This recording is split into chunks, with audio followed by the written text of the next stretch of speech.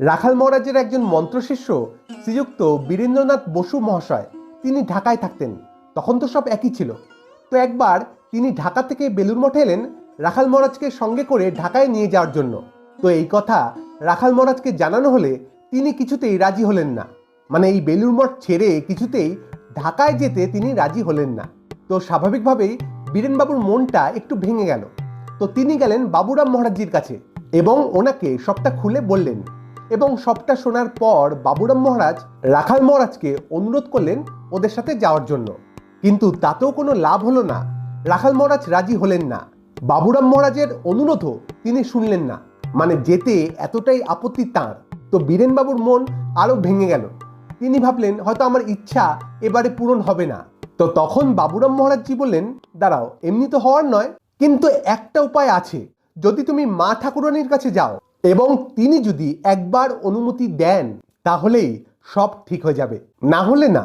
অর্থাৎ শ্রীমার কথা বলছেন, যে শ্রীমার কাছে গেলে শ্রীমা যদি একবার অনুমতি দিয়ে দেন একমাত্র তাহলেই এটি সম্ভব হতে পারে।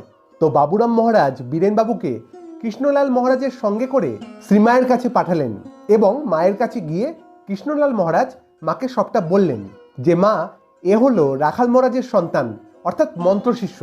তো এ ঢাকা থেকে এসেছে রাখাল মহারাজকে সঙ্গে করে নিয়ে যেতে। কিন্তু রাখাল মহারাজ কিছুতেই রাজি হচ্ছেন না। তো সেইটি শুনে মা বীরেনবাবুর উপর কৃপা করে স্নেহের সাথে বলে উঠলেন, ছেলে এসেছে নিয়ে যেতে তো যাবে বই কি, তবে বাবা তোমরা ওকে একটু সাবধানে নিয়ে যেও। খুব মমতার সাথে এই কথাটি বললেন এবং সাথে সাথে কৃষ্ণলাল মহারাজ বীরেনবাবুকে বললেন, যান, আপনার কাজ হয়ে গেছে, আর কোনো বাধা নেই। এবং সত্যি সত্যি বেলুড় মঠে ফিরে এসে যখন রাখাল মহারাজকে বলা হলো যে শ্রীমা স্বয়ং যেতে অনুমতি দিয়েছেন, তখন এত আপত্তি থাকা সত্ত্বেও রাখাল মহারাজ এক কথায় রাজি হয়ে গেলেন বীরেনবাবুর সাথে যেতে এবং আনন্দের সাথে যেতে। তো বীরেনবাবুও খুব খুশি হয়ে গেলেন। মায়ের একটি কথাই যেন বেদ বাক্য। মায়ের কথার পরে কোনো কথা হয় না। রাখাল মহারাজ, স্বামীজি প্রত্যেকেই মায়ের কথাকে একেবারে বেদ বাক্য বলে মনে করতেন। এইটি ধ্রুব সত্য, এইটি একেবারে শেষ কথা। হয়তো ঠাকুর কোনো কিছু বললেও তার বিরোধিতা করা যেতে পারে, সেই কথার বিপক্ষে অন্য একটি মত পোষণ করা যেতে পারে এবং অনেক সময় ওনারা করেছেনও। কিন্তু মা কোনো কথা বললে সেইটি যেন সেখানেই শেষ হয়ে যায়। তারপর আর কোনো তর্ক বিতর্ক, কোনো মতান্তর, কোনো পথ খোলা থাকে না। তখন শুধু একটাই পথ খোলা থাকে, সেটি হলো সেই কথার পালন করা। মা এমনই হয়।